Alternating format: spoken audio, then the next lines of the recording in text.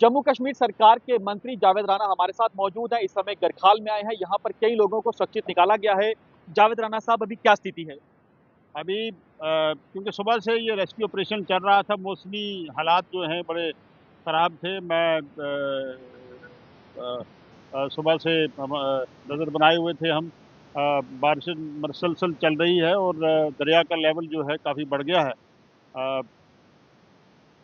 यहाँ 35 से ज़्यादा जायद लोग जो थे वो इस में फंस गए थे और चापर के ज़रिए उन लोगों को रेस्क्यू किया गया है। अभी 4 लोग यहाँ बच रहे हैं। उसके लिए भी जस्ट मेरी आर्मी अथॉरिटी से अभी बात हो रही थी। अब वो उनके लिए भी शायद चापर आ रहा है, उनको भी इंशाल्लाह सेफली जो है निकाला जाएगा। और इस तूफ़ान में, इस बड़े मुश्किल टाइम में यहाँ के लोकल जो हमारे एमएलए हैं वो भी, मैं उनका भी शुक्रिया करूँगा कि वो भी साथ साथ रहे लोगों के। और जो वॉलंटरी हमारे कुछ साथी हैं, रज़ाकाराना तौर पे जो है यहाँ काम कर रहे हैं, कुछ वकला हजरात हैं, कुछ दूसरे लोग हैं, सब ने मिल के ये ऑपरेशन किया है। और ख़ासकर मैं हमारे जो इंडियन आर्मी है उसका मैं निहायत ही ममनून हूँ कि उन्होंने बड़े बहादुरी से इस रेस्क्यू ऑपरेशन को सरअंजाम दिया और हमारे कीमती जानें बच गई। कितना नुकसान अभी तक जम्मू कश्मीर को हो चुका है? ये तो नुकसान, अभी ये कह देना कि इतना नुकसान हुआ है, नुकसान तो उसका तखमीना लगाया जा रहा है, बहुत नुकसान है।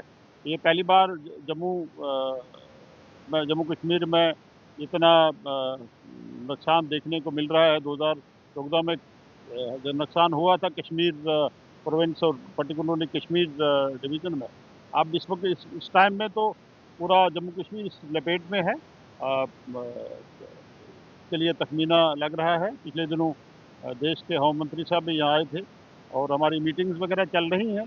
और ये उम्मीद रखते हैं कि गवर्नमेंट ऑफ इंडिया से भरपूर पैकेज मिलेगा जम्मू कश्मीर की आसानो तामीर और तरक्की के लिए और इन मुश्किलात का, और जो हमें इतना बड़ा नुकसान हुआ ताकि उसका सद्भाव हो सके। बिजली पानी की बेहद ज्यादा किल्लत जम्मू संभाग में है। कितनी जल्दी जो है वो सब चीजें ठीक हो जाएंगी? देखिए, उस पर जहाँ तक जल शक्ति डिपार्टमेंट का ताल्लुक है, उसके लिए मैं ये गुजारिश करूँ कि हमने कोई 60% के करीब जो रिस्टोरेशन कर ली है।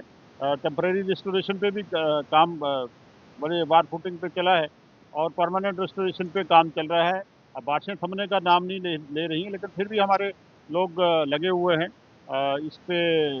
जो हमारा मेन जो हमारे फिल्ट्रेशन प्लांट हैं उन पे, वो भी उनके जो तवी रिवर के नज़दीक थे वो डैमेज हुए हैं, उन पे भी काम चल रहा है। और मुझे उम्मीद है इंशाअल्लाह ताला कि वाटर रिस्टोरेशन जो हमारा परमानेंट रिस्टोरेशन है और जो परमानेंट सप्लाई है, इसमें हम 4-5 दिन में इंशाअल्लाह कामयाब हो जाएंगे। आखिरी सवाल, सरकार के सामने इस समय सबसे बड़ी चुनौती क्या है?